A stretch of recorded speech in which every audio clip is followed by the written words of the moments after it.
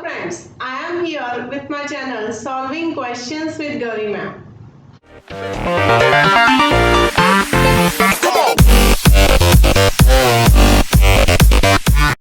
Today we will discuss about mononuclear phagocytes. So what are these mononuclear phagocytes? इसका मतलब होता है हम डिस्कस करेंगे मोनोसाइट्स और मैक्रोफाज के बारे में। मैक्रोफाज आपने बहुत बार सुना होगा, that is a antigen presenting sales.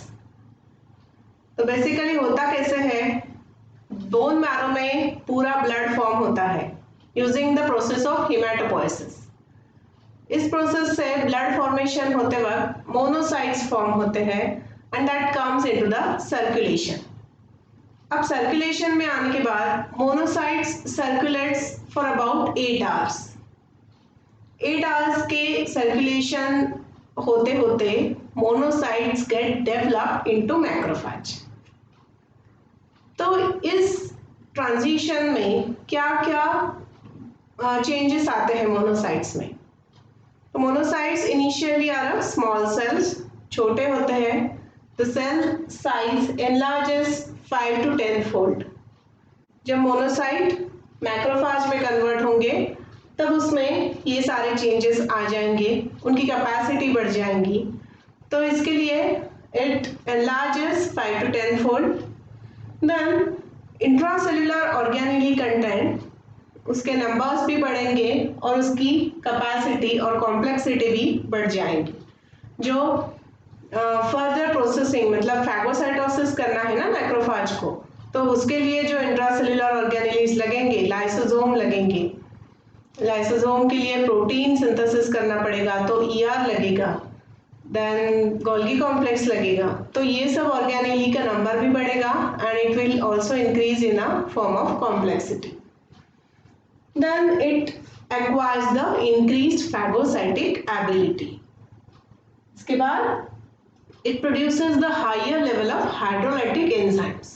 जो फैगोसाइटोसिस के लिए लगेगा वो हाइड्रोलाइटिक एंजाइम्स का कंटेंट भी इसमें बढ़ जाएगा जब वो मोनोसाइट से मैक्रोफेज में कन्वर्ट हो जाएंगे। तो हम यहाँ पर देख सकते हैं कि ये मोनोसाइट है और ये मैक्रोफेज है।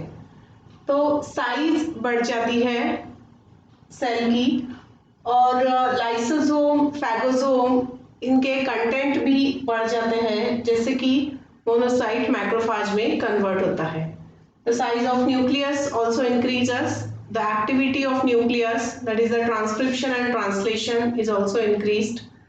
Then there is a increased number of pseudopodia are observed in a macrophage.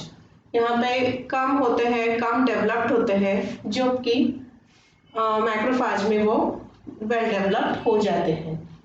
इसके साथ ही फैगोसोम और फैगोलाइसोसोम भी दिखाई देते हैं जब monocyte get converted into macrophage.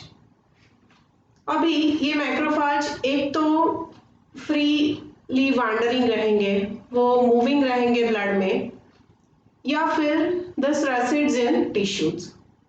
दो ऑप्शन है उनके पास, एक तो ब्लड में सर्कुलेट करो या फिर किसी टिश्यू में जाके बैठ जाओ। तो according to the tissues the names of macrophage varies.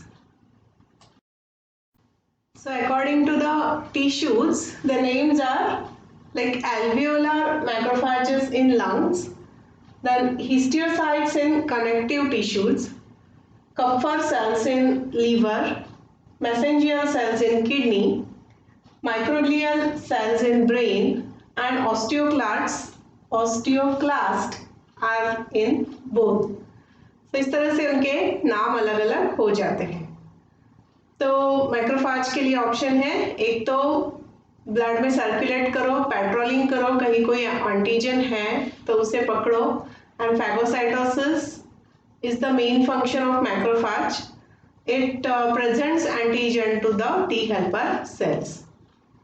और इसके अलावा अगर इट रेसिड्स इन अ टिश्यू, इस तरह से उनके नाम हो जाते हैं।